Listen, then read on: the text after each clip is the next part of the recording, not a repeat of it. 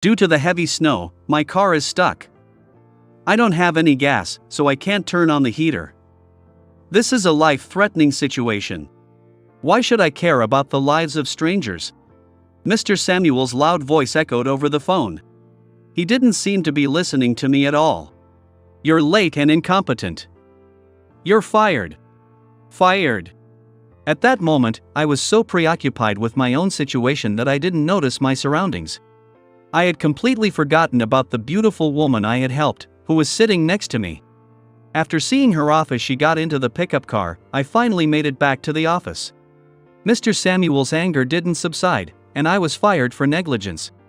I had many things I wanted to accomplish at this company. I believed I had contributed to the company in my own way. However, now that I've lost my job and income, I can't afford to dwell on it forever. I decided to start looking for a new job, focusing on similar companies where I could use my experience and skills. I applied to a rival company on a whim and got an interview. On my way to the interview, I unexpectedly ran into someone familiar. "Excuse me, are you?" "My name is Harold, and I am 28 years old. I work as a sales representative for a bread manufacturing company. The company has been making bread locally for a long time and is well known in the area.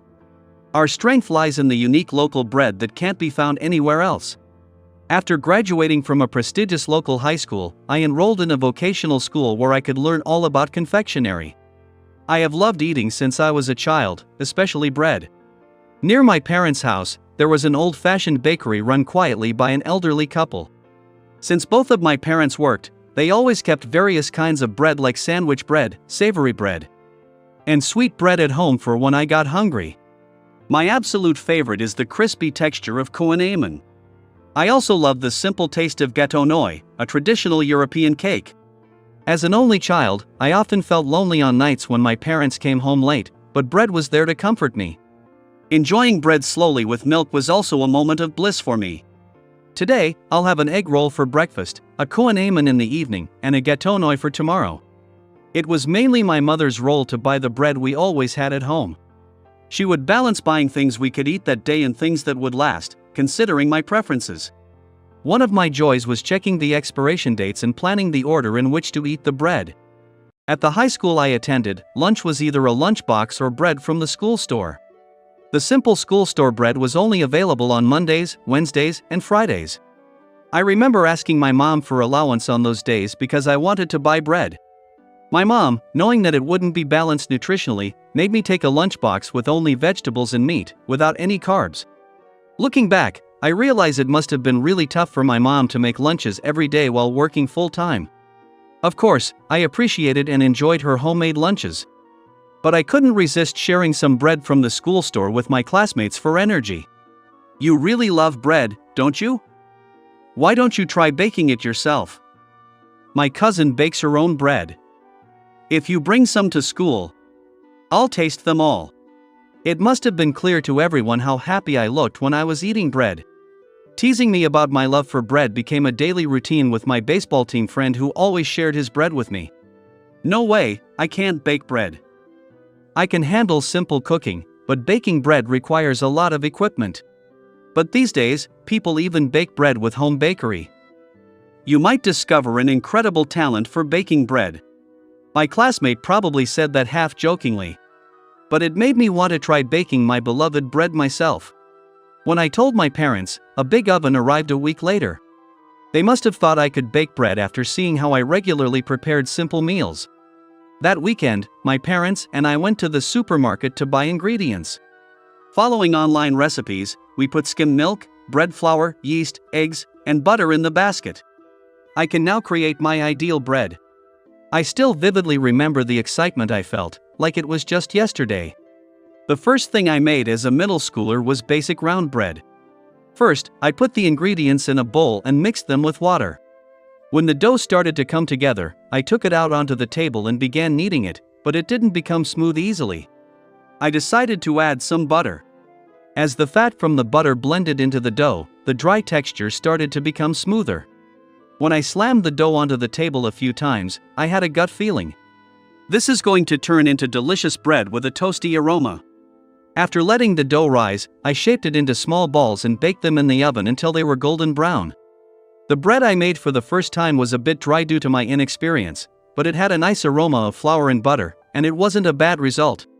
If anything, not achieving my ideal result only fueled my passion for making bread. Since that day, I started occupying the kitchen every weekend, buying ingredients and experimenting with bread recipes. I would bring the excess bread to school and ask my classmates for feedback. In doing so, I began to think I wanted to make bread my profession. Even though I attended a prestigious high school, I told everyone that I wanted to go to a vocational school. "Harold, are you really set on going to a vocational school?" "That's fine, but with your current grades, you could get into a good college. If you're so passionate about making bread, there are departments where you can study cooking. Maybe you could think about your future path after graduating from college. Vocational schools are places to acquire specific skills. If you change your mind after starting or find it's not what you imagined, it can be tough to find a job." Because of such concerns, Mr. Nathaniel recommended college, which would allow for more flexibility even if I changed my mind. "I understand, but I really want to go to a vocational school. I want to thoroughly learn the basics of making bread and spread delicious bread all over the country. I will never change my mind. I have no concrete evidence, but I know that making bread is my calling. Please trust my decision." Mr. Nathaniel was surprised by my determination but accepted my decision to attend a vocational school. My parents reacted similarly to Mr. Nathaniel. They thought I would go to college. After repeatedly confirming my resolve, they seemed to understand my unwavering decision. While most of my classmates went to college, I enrolled in a vocational school to comprehensively study confectionery. After 3 years of learning the basics of making bread, I joined a bread manufacturing company. Although I wanted to train as a baker, I had my own ideas and dreams, so I chose to become a company employee. My name is Harold, and I have been assigned to the sales department. At vocational school, I studied a wide range of confectionery, including making bread. I have loved the local bread made by this company since I was a child. My goal is to preserve the familiar flavors while introducing new tastes. I will work hard in sales to gain experience and eventually get involved in product development. During my job search, I hope to work in product development at a bread manufacturing company. Although I was hired with the premise of working in product development, I was assigned to sales due to staff arrangements and the need to acquire product knowledge. Even though sales was not my first choice, I was satisfied with this assignment. The bread manufacturing company I joined was a small to medium-sized business. Because of the company's size, the boundaries between departments were low, and employees often took on multiple roles. I believed that by gaining solid experience in sales, I could soon get involved in product development.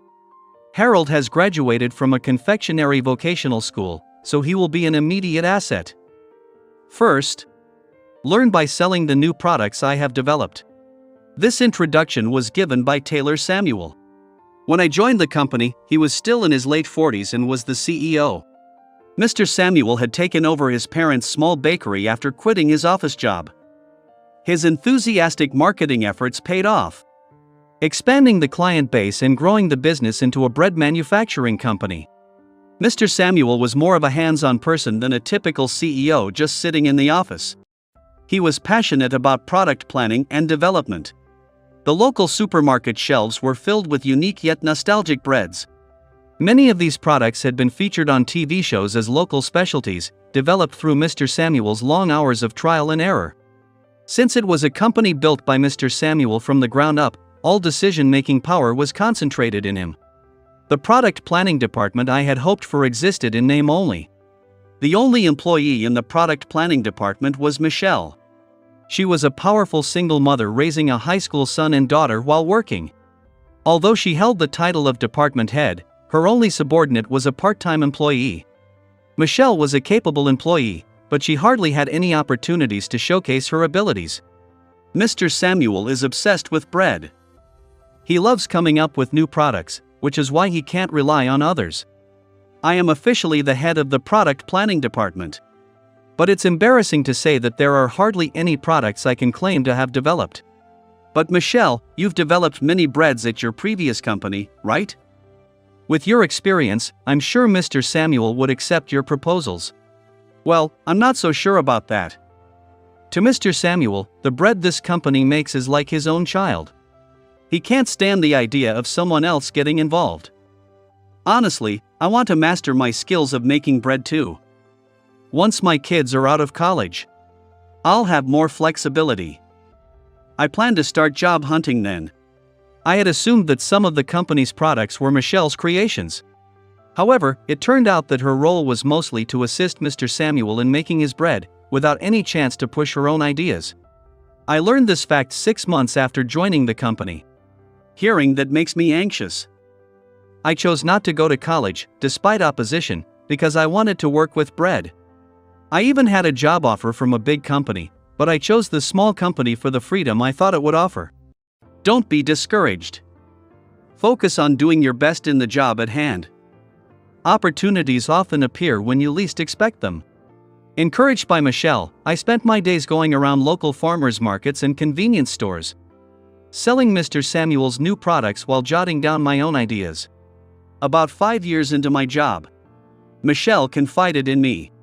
Just between us, I've started job hunting. If things go well, there will be an opening in the product planning department. I can't say much now, but a former colleague has started their own business and invited me to join them. I'll probably be going there. Is it a company making bread? It's a bit different, more of a cafe with a bakery. I'm in my mid-40s now. The salary will be lower. But I want to do what I love without worrying about the small stuff. Harold, you're working on your own product ideas, right? Why not show them to Mr. Samuel? She was probably worried about me, as I was feeling down from not being able to do what I wanted. She looked me in the eyes and said that Mr. Samuel would surely appreciate ideas from a younger person. Even though I was approaching my late 20s, I couldn't afford to wait leisurely for opportunities. Rumors among the employees said that despite his reputation as a genius in the local bread industry, Mr. Samuel had hit a roadblock in developing new products. Having released over 100 types of bread to the market, it seemed he had run out of ideas and was now overreaching. Since bread is a staple in everyday life, customers sought comfort rather than uniqueness. Unable to heed these voices from his clients, his products weren't appearing on shelves as often as before. With a glimmer of hope, I started working on my proposals at home after work. I must have come up with about 50 ideas. One of them was a baked pastry called gâteau nouilles. It's a traditional European pastry made by mixing caramel, rich with butter, with walnuts and nuts, then sandwiching the filling between sturdy cookie dough and baking it. The thick cookie dough of gâteau nouilles tends to break easily. Since it's not suitable for bread with long transportation and display times, I decided to adapt a method for it from another bread. However, explaining with just a proposal wasn't enough. The best way was to let them taste the real thing. So, I made multiple prototypes at home and had Michelle taste them.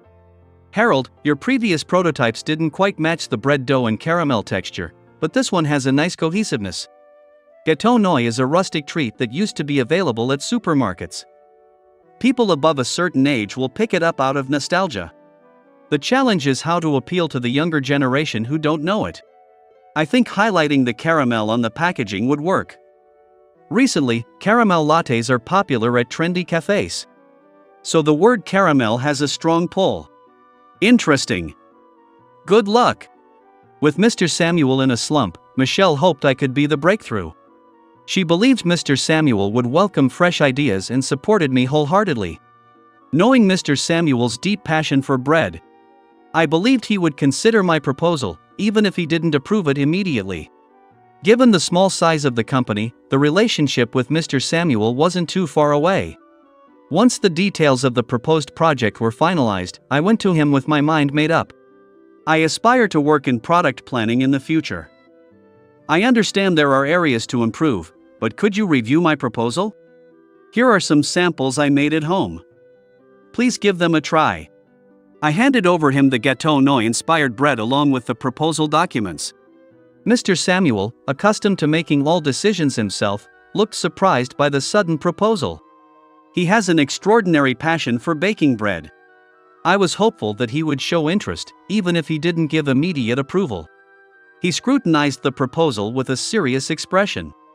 He took a Gâteau Noi-inspired pastry out of the bag and slowly took a bite. I waited for his feedback, but he remained silent. Without changing his expression, he continued tasting. His eyes twitched slightly. At that moment, I had no idea what that meant. "What is this?" "It's terrible. I can't eat this," Mr. Samuel said, pushing the proposal documents and the uneaten sample back to me.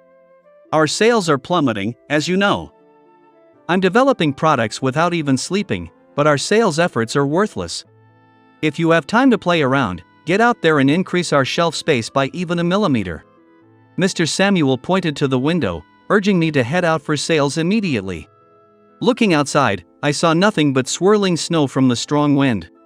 It had been snowing since yesterday, and people were advised to avoid unnecessary outings.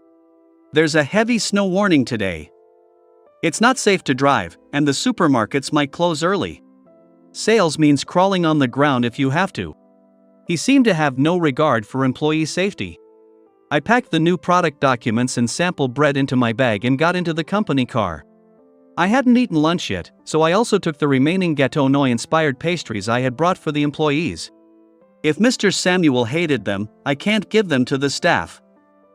I'll eat them myself during the inevitable traffic jam. Despite the snow, many people had no choice but to drive. As expected, the roads were heavily congested. To save time, I took a side road. The road was less crowded, and I felt confident I could reach my destination as planned. But reality was not so easy. I should have stuck to the main road. The snow is so solid due to the lack of moisture. If it keeps up, my car might get stuck. I muttered to myself as I drove slowly for safety. Then I saw a line of cars stuck ahead. A few cars in front of me were stuck in the snow. I tried to turn back, but there were cars behind me. There were no side roads to take. I was stuck. I waited for an hour, hoping the cars would start moving. They had called for a tow truck, but with the heavy snow, there were many emergencies. Being on a back road in a residential area, it was unlikely help would arrive soon. Then I realized I still hadn't eaten lunch. It was time for the Gâteau Noi-inspired pastry I was so proud of. Just as I was about to take a bite, I noticed the car in front of me had its engine off. Maybe it had run out of gas during the long wait. If it is so, is the driver all right inside the car? The heater might be off. I could see a woman in the driver's seat. She was covering herself with a thick coat, trying to stay warm. The car must have been very cold. "Excuse me, are you all right?" I lightly knocked on the car window. A woman in her mid-20s was in the driver's seat. I felt a jolt, like a teenager. At her striking features. As expected, the car was freezing. Her face was pale, and she was shivering. She opened the door with trembling hands and spoke weakly. "I ran out of gas and can't turn on the heater." I had to use the car, but then I ran out of gas while trying to get to a nearby gas station. My ride is nearby, but they can't get through the traffic. Out of gas. It looks like the nearby gas stations are closed today. Please use this blanket. Also, if you like, here's a pastry I made yesterday. She must have been exhausted. The woman accepted the blanket and pastry without hesitation. It would be rude to keep peeking into the car of a woman I had just met. Thinking this, I returned to my snow-covered car. About 30 minutes later, the tow truck arrived and removed the cars stuck in the snow. The line of cars slowly started moving, but the woman's car in front of me didn't budge. Oh right, her car had run out of gas. I had completely forgotten after giving her the blanket and the pastry. Worried, I got out of my car and went back to her. Despite having the blanket on her lap, her hands were numb from the cold, making it difficult for her to grip the steering wheel. I quickly made a suggestion. "I'll drive you to where your ride is waiting. It's an emergency, so you can leave your car here and call a tow truck later." As I spoke, I noticed that the bag with the pastries I had given her was neatly folded on the passenger seat. It seemed she had finished eating them. I was curious about her opinion on the taste, but this wasn't the time for that. I guided the woman to my car. "Oh, it's warm." I was worried about what would happen. "Thank you so much for helping me." No, I'm sorry for not being more considerate.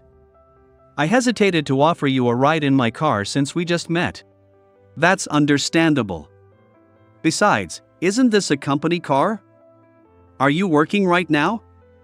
Is it okay with your schedule? The woman's name was Julia. She was 26, 2 years younger than me. She worked in a support role in the HR department of her company. When I asked where her ride was, it was in a completely different direction from my destination. If I headed straight there now, I could still make my appointment on time.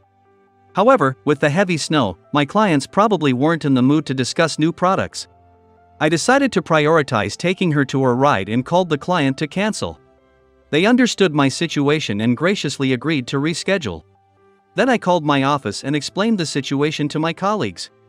I thought everything was resolved. But it wasn't. Just as I was about to start the car, my phone rang. It was Mr. Samuel. Did you cancel the meeting? What nonsense are you talking about? What's more important, other people or the company? Your priorities are all wrong. His loud voice boomed over the phone. He seemed to have no concern for others.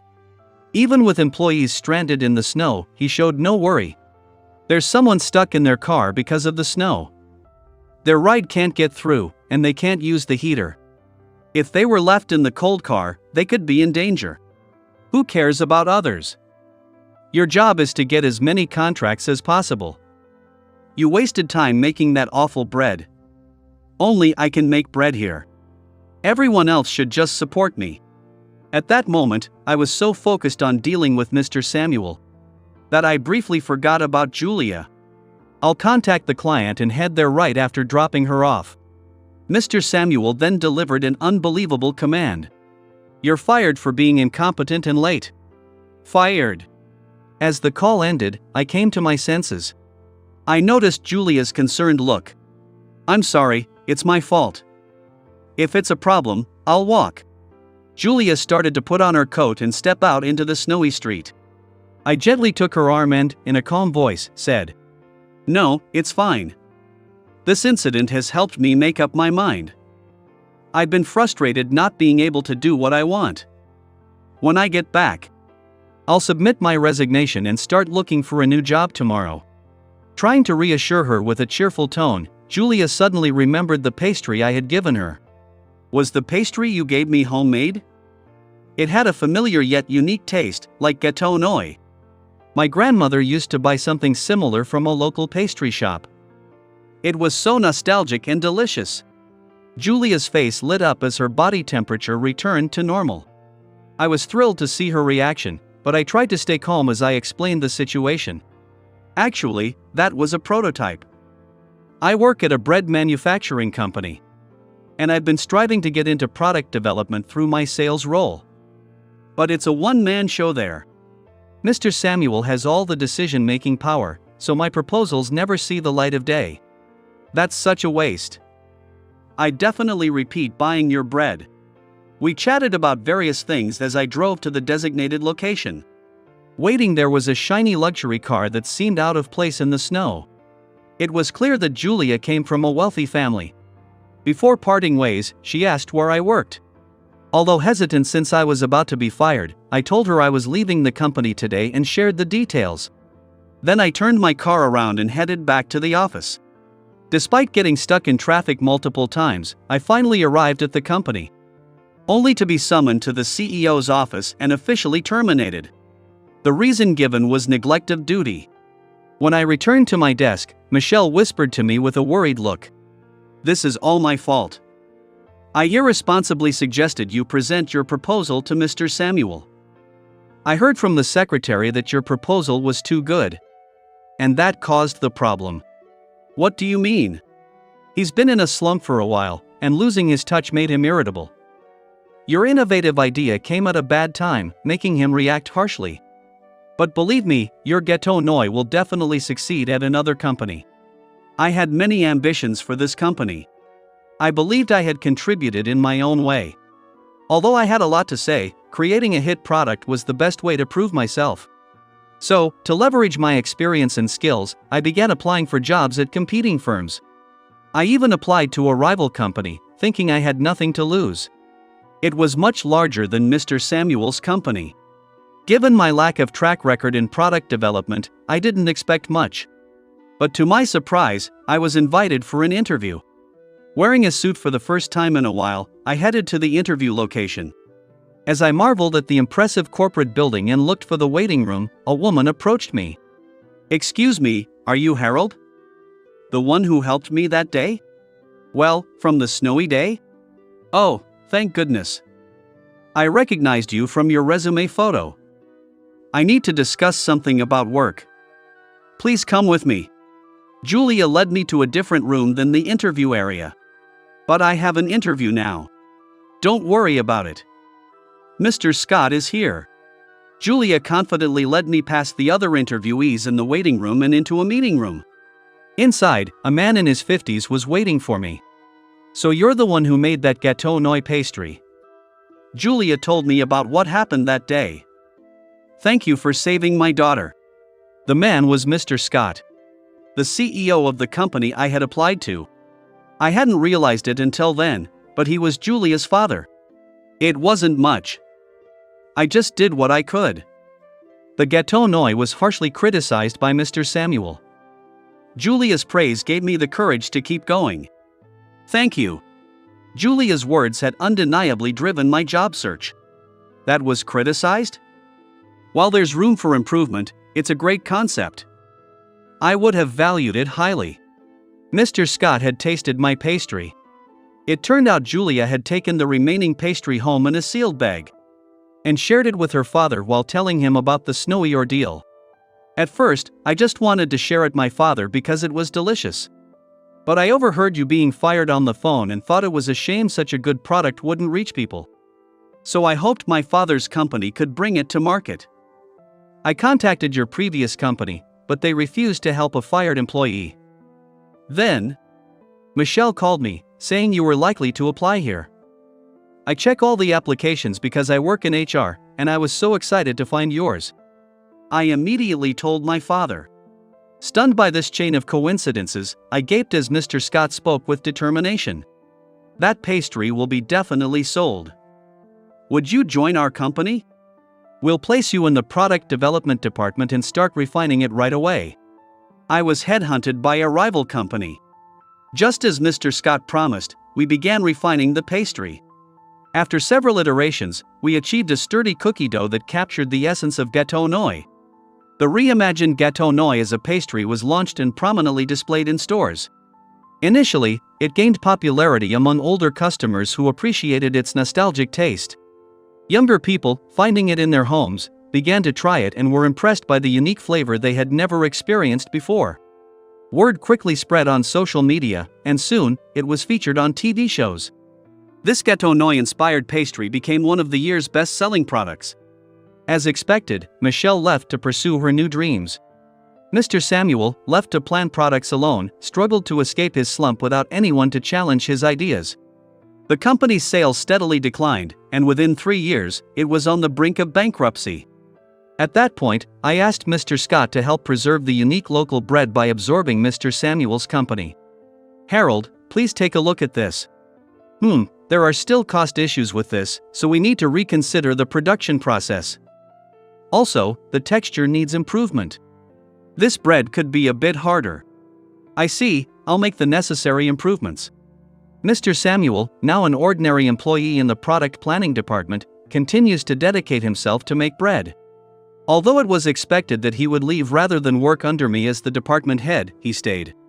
For Samuel, making bread is more important than any title. Initially, he struggled to set aside his pride and was annoyed by the feedback from younger employees. The product planning department now includes employees from various generations, all of whom collaborate and share ideas to make improvements. Samuel has realized that better products are created when everyone contributes their ideas. While he hasn't completely overcome his slump, he's gradually regaining his former brilliance. It's likely he will fully reclaim his expertise soon. As for me, I'm now busy preparing for my wedding next month. My bride is, of course, Julia. For the reception, we plan to serve our signature bread.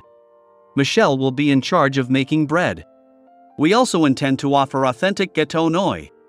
She joked about being ready for a month of all-nighters to perfect everything. I plan to send an invitation to Mr. Samuel as well, though I'm not sure if he will attend. Looking back, my time in sales wasn't filled with fond memories. However, I am somewhat grateful to him. If he hadn't sent me out on that snowy day or rejected my homemade prototype, I would never have met Julia.